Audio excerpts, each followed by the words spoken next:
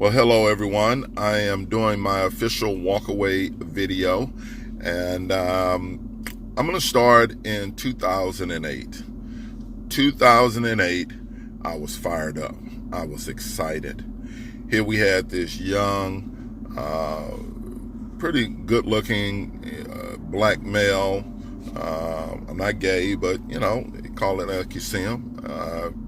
I could tell that he had some je ne sais quoi about himself, and I said, wow, if he's gotten this far, I want to do everything I can to help this man become president. So, I volunteered my time. I went down to the DNC centers here in this city, and I made phone calls. I made a lot of phone calls, calling people, hey, make sure you get out there and vote. And I believed. I really did. I believed that change was what America needed. Not really quite sure why I believed that, though, because America was already changing. I mean, I was born in the 60s. I was raised in the 70s. I graduated in the 80s. I met my wife in the 90s. Saw the Twin Towers come down in 2001. Had my daughter in 2002. I've seen a lot.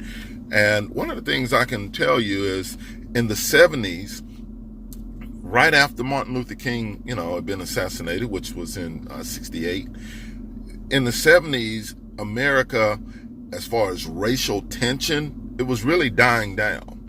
I'll give you two examples. One example was All in the Family.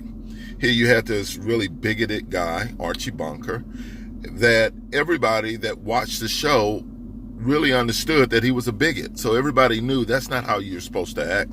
And then they did a spinoff of another guy that's a bigot called George Jefferson, and everybody knew that you shouldn't act like that either. And what I saw was the country coming together.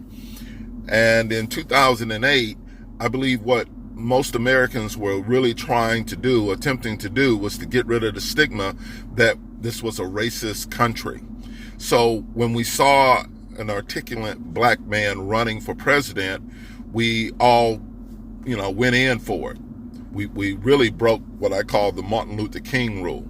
And the Martin Luther King rule is simply this: don't actually vote for someone or don't be for someone just because of the color of their skin, but find out the content of their character. And I'll be honest with you, I believe that probably upwards to about 80% of the people who voted for Obama didn't know what he really stood for, had no idea what he stood for. I know I didn't. I didn't know about any of his ties. I didn't know about any of his background. And to be honest with you, I really didn't know very much about the Democratic Party, other than as a black man, I was expected to vote Democrat. So I did what was expected of me. But as I started to see the policies play out, especially in Obama's second term, when I started to see the things that he was really for, I started to see these pallets of cash being shipped over to our enemies. I started to see our uranium being shipped off. I started to actually see, the rise of ISIS. I started to see the rise of Black Lives Matter. I just saw so much division that it really forced me to actually take a closer look at what was really going on with the Democratic Party. So by the time Trump really came out and started speaking and doing the things that he was doing, I'd already started formulating in my mind, it's time for me to walk away. When I started to see the people on the left start to call him racist, and I knew without a shadow of a doubt that Trump wasn't a racist. Here's a guy that had been on TV for many years, rap songs being done about him, all the pictures that he had taken, everything that he had done from the Fresh Prince of Bel-Air. I knew Trump wasn't a racist, so I knew they were trying to manipulate our minds. And I don't know about you, I don't like people trying to manipulate me in any type of way. So I made that decision in 2016 to walk away, and I'm staying away in 2020. Going to continue to vote for Trump, because I really truly believe that this man, he wants to make this country a better country.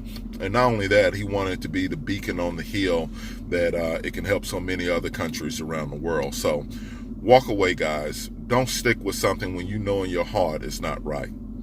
Bye.